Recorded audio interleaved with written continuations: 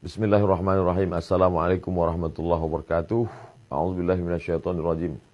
Innallaha, sesungguhnya Allah Subhanahu wa taala berselawat. Wa malaikatahu, malaikat-malaikat berselawat.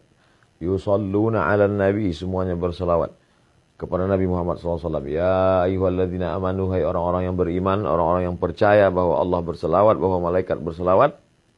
Ya ayyuhalladzina amanu, hai orang yang percaya, sallu alaihi, berselawatlah kamu kepada Muhammad sallallahu alaihi wasallam. Kenapa ayat yang tidak langsung saja berselawatlah kamu?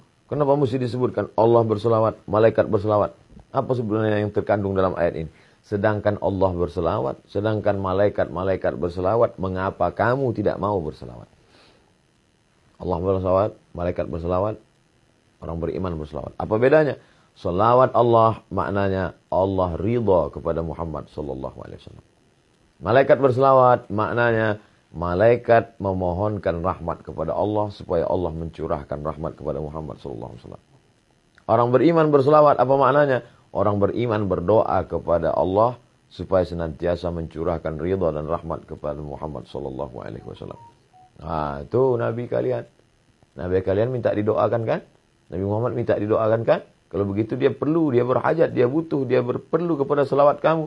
Ini orang jahil, orang tidak paham. Nabi Muhammad tidak perlu pada selawat kita. Andai semua dunia ini kafir, tak percaya kepada Nabi Muhammad, Nabi Muhammad tidak rugi sedikit pun. Lalu untuk apa kita berselawat? Bukan untuk dia.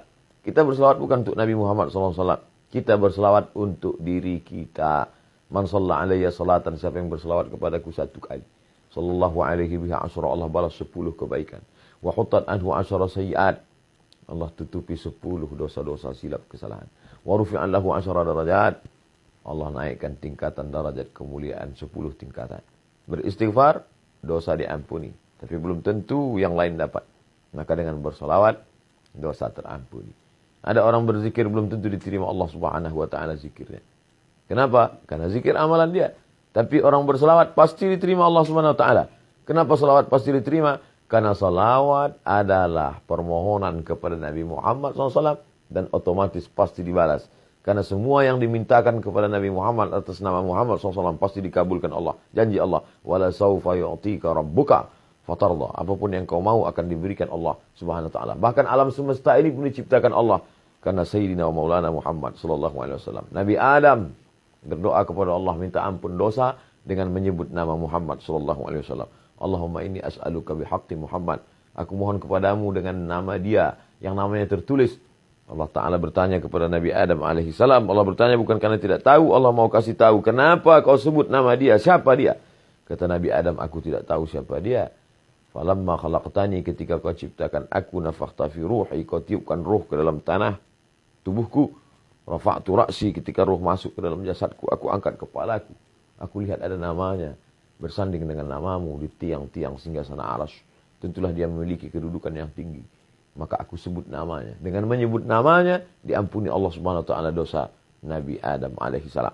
Orang-orang kafir musyrik ketika mau perang melawan orang Yahudi, percaya bahwa akan ada nabi akhir zaman yang akan diutus Allah Subhanahu wa taala sebelum hari kiamat. Dan orang Yahudi tahu bahwa dia itu adalah keturunan Nabi Ibrahim. Tapi mereka tidak tahu apakah dia dari jalur Ishak atau dari jalur Ismail alaihissalam. Maka mereka sebelum berperang melawan Bani Ghatafan, mereka berdoa, Allahumma inna nas'aluka bihaqqi nabiyikal mursal. Kami mohon kepada engkau ya Allah berkat Nabi terakhir yang akan kau utus di akhir zaman. Maka kemudian apa yang terjadi? Wa kanu min qablu yastaftihuna 'ala alladhina kafaru. Sebelum dia lahir, orang-orang Yahudi itu sudah memohon kepada Allah dengan menyebut namanya. Sebelum mereka mengetahui dia. Falamma ja'ahum ma'arafu kafaru bih. Tapi itulah jahatnya orang Yahudi ini. Ketika Nabi Muhammad SAW yang ditunggu itu datang, kafaru bih. Mereka justru kafir kepadanya. Kenapa mereka kafir? Karena mereka menyangka bahwa yang datang itu keturunan dari jalur Ishak. Tapi ternyata yang datang itu dari jalur Ismail alaihissalam. Kita tidak pernah mempermasalahkan dia dari jalur Ishak ataupun Ismail. Kita menerima dia. Kita dari kecil sudah mengucapkan asyhadu an la ilaha illallah wa asyhadu anna Muhammadar Rasulullah. Berjumpa dua orang satu majelis, majelisnya menjadi majelis bangkai busuk berbau. Kalau tidak mengucapkan Allahumma salli ala sayyidina Muhammad wa ala ali sayyidina Muhammad. Khutbah Jumat batal kalau tidak mengucapkan Allahumma salli ala sayyidina Muhammad wa ala ali sayyidina Muhammad. Salat batal kalau tidak menyebutkan Allahumma sholli ala sayyidina Muhammad wa ala ali sayyidina Muhammad. Majelis ilmu menjadi majelis antanajifah, bangkai busuk dan berbau kalau tidak menyebutkan Allahumma sholli ala sayyidina Muhammad wa ala ali sayyidina Muhammad. Doa tidak akan dikabulkan Allah Subhanahu wa taala, tak sampai ke pintu langit sebelum mengucapkan alhamdulillahirabbil alamin wassalatu wassalamu ala asyrafil anbiya'i wal mursalin. Di ujung doa ditutup wa sallallahu ala sayyidina wa maulana Muhammad sallallahu alaihi wasallam.